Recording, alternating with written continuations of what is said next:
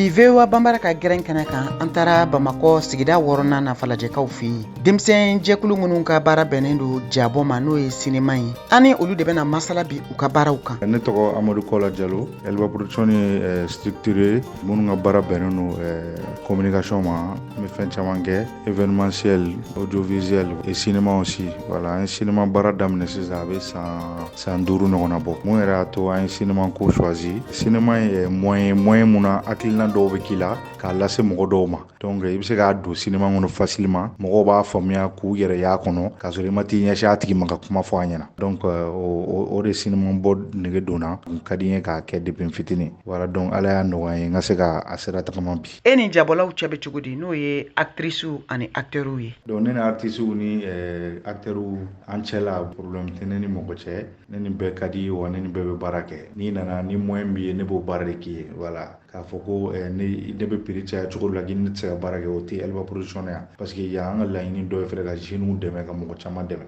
Ka d'a kan jeunesse caman baara kɛ ne yɛrɛ bolo yan. Voilà, fɛn fɛn à peu près mɔgɔ 10 ɲɔgɔnna ye. Olu bɛɛ bɛ baara kɛ ne fɛ yan. Voilà, donc n bɛ wele da muso jeunesse bɛɛ ma ni mɔgɔ min i bɛ fɛ ka baara kɛ. Ça veut dire fɛn bɛɛ tɛ ko diplôme ko ou bien papier ko. Baara ye courage de. Ni courage b'i la bi bi na fɛn min ka di ye a kanu b'i la. N'a kanu b'i la ka ban dɔrɔn je pense que a ka nɔgɔ. Minnu bɛ se ka u sen don an ka baara in na parce que baara in ma nɔgɔ. Surtout film ko ta fanfɛla n'i y'a mɛn film i bɛ moyen de fɔ. Film tɛ se ka kɛ moyen t'i bolo. Voilà, donc an n'u ka fɛnw an b'a bɛɛ kɛ n'an yɛrɛ ka propre moyen de. Voilà, donc toujours on appelle aux partenaires ani sponsors mɔgɔ minnu bɛ se k'an dɛmɛ ko in na. Vraiment u ka na an bɛ jɛ ka baara kɛ bɛɛ b'i ta sɔrɔ cogo min na an bɛ taa n'o hakilinaw ye quoi. I ka ja dɔ tun bɛ bɔ min bɛ wele ko Fifi. N t'a dɔn ni série de tun don walima ni ja jan de tun don n'a bɛ wele ko long métrage. Fifi ye série ye. Au début série tun tɛ parce que au début an daminɛ long métrage de kun don. Mais a nana diya mɔgɔw ye tellement que on a voulu k'a kɛ série ye parce que mɔgɔw y'a réclamer fan bɛɛ fɛ. Fifi tɔ on y'a dessiné a kɛ série ye. Oui, aujourd'hui Fifi acteurs bɛɛ vraiment problème t'an ni mɔgɔ si cɛ. Voilà, parce que depuis au début an fɔ cogo min na a ye na an bɛ baara kɛ avec les moyens.